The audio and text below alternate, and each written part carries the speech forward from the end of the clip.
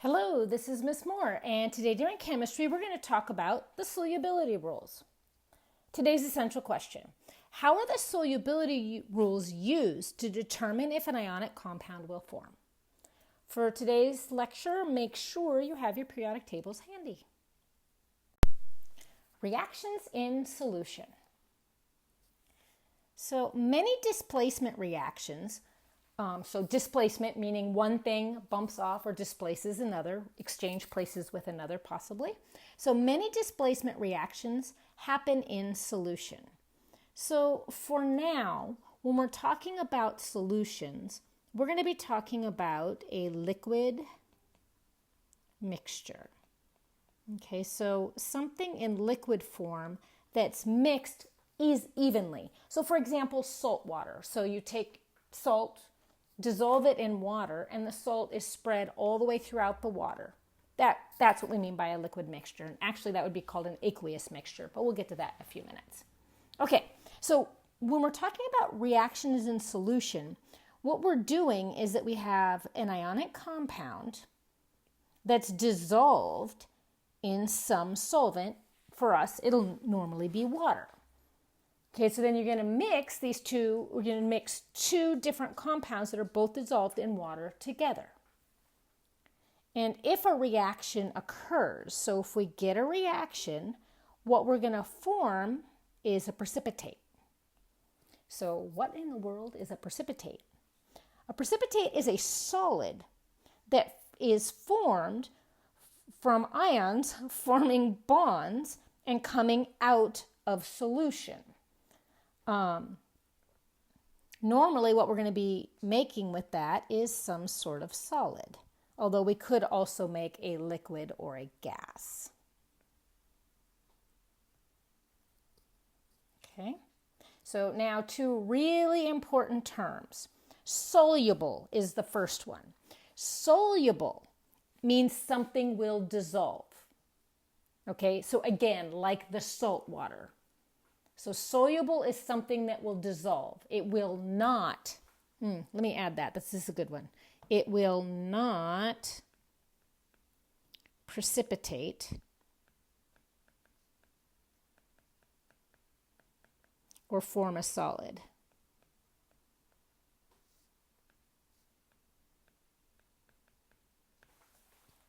Okay, so soluble. It's something that will dissolve or is dissolvable. It will not precipitate or form a solid. Okay, and then we have insoluble. Insoluble is something that does not dissolve. It will form a solid, a liquid, or a gas.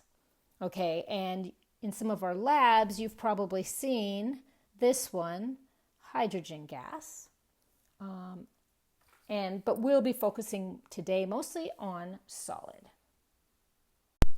To determine if an ionic compound will be insoluble meaning it will form a solid. I'm going to jot that down again because it's hard to remember this one. It will form a solid.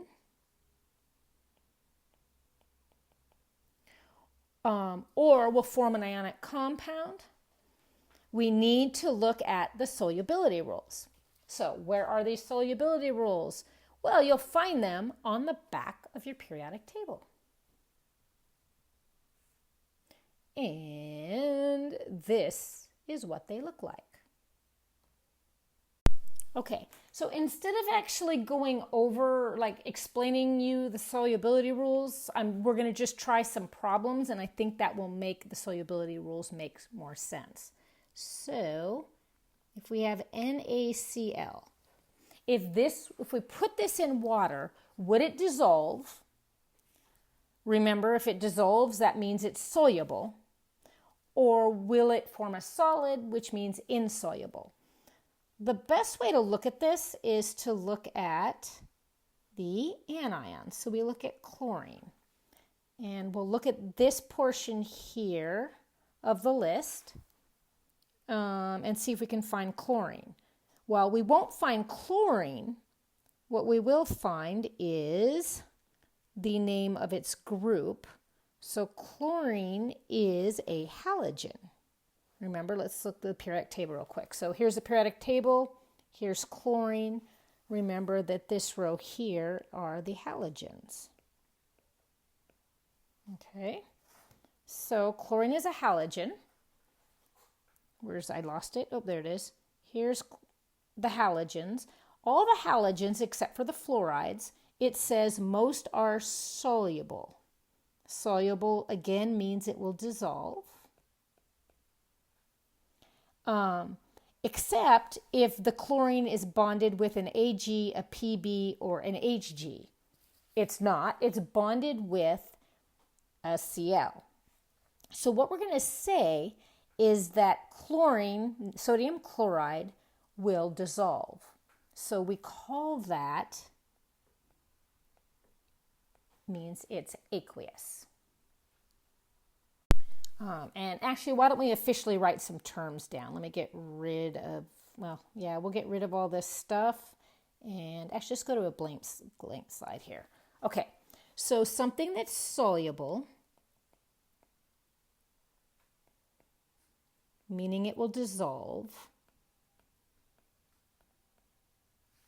Its state of matter, what we call that is aqueous.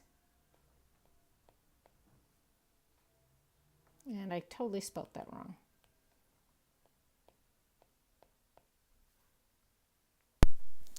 And aqueous, that's super messy. That's a U right there. Okay, there we go. So aqueous, the way we represent that is parentheses AQ. Okay, and that's something that's soluble.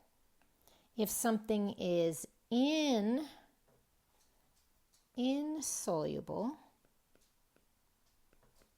which means it can form a solid, which is what we're going to be focusing on, but it could also be a liquid or a gas. If it's insoluble, we write the state of matter. So if it was a solid, we would write parentheses S. If it was a liquid, we would write parentheses L. And if it was a gas, it would write parentheses G. And again, for the most part, we'll be focusing on these. Okay, so now let's go try another problem. All right, how about AL2? Oh, that's a really bad color, huh? Let's try this again. How about this one? Al2S3. So again, look at the anion. So we're going to look at S. And S, we're going to look in this area here again. And S is a sulfide, right? So most sulfides, it says over in this area here, most sulfides are insoluble, right? Which means not soluble, which means it will, in this case, we could form a solid, unless it's bonded with NH4 nitrate or group 1A or 2A metals. Here are the group 1A and 2A metals. Aluminum is here, which is a 3A metal, which means it's insoluble. So the way we would write aluminum sulfide is Al2S3, and we would say it's a solid. All right, let's try another one. How about BaSO4? All right, again, let's look at the anion, which is a sulfate. So we're going to look at this area right here. And it says about sulfates that most are soluble, which means most would end up being aqueous, except when bonded with calcium, strontium, barium, lead, or mercury. Our sulfate is bonded with barium, right? Which means it's not going to be soluble. It's going to be insoluble. So BaSO4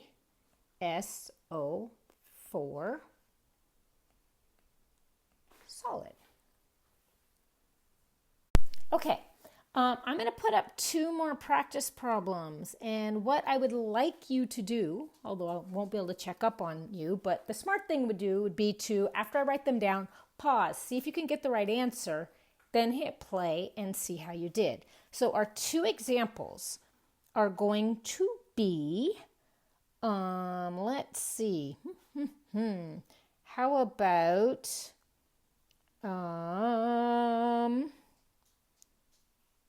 calcium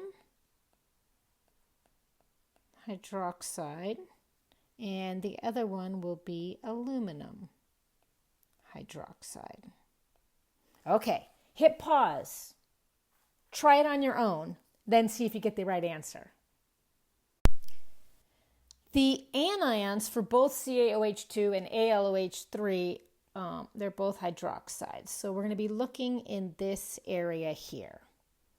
So what it says about the hydroxides is most are insoluble, which means most will be solids, except when bonded with NH4, group 1A metals, Ba, Ca, or Sr. Any of these will be aqueous. All right, so calcium hydroxide is going to be aqueous because it's in the accept category, so AQ. And aluminum hydroxide is not in the accept category, so it's going to be insoluble, which means it will be a solid. Okay, so hopefully you did okay on this. Okay, so a quick hint. So hopefully you figured this out, but like this one here says most, the halogens, it says most are soluble. That means everything is going to be AQ, and the accept will be the opposite, in this case, solid, where for the hydroxide, most are insoluble, which means most are solids, and the accept would be the opposite, which would be aqueous. Okay, that's it for today. Think this through. You guys can do this. By the way, please do not write all this stuff on your solubility rules. All right, that's it. Have a good one.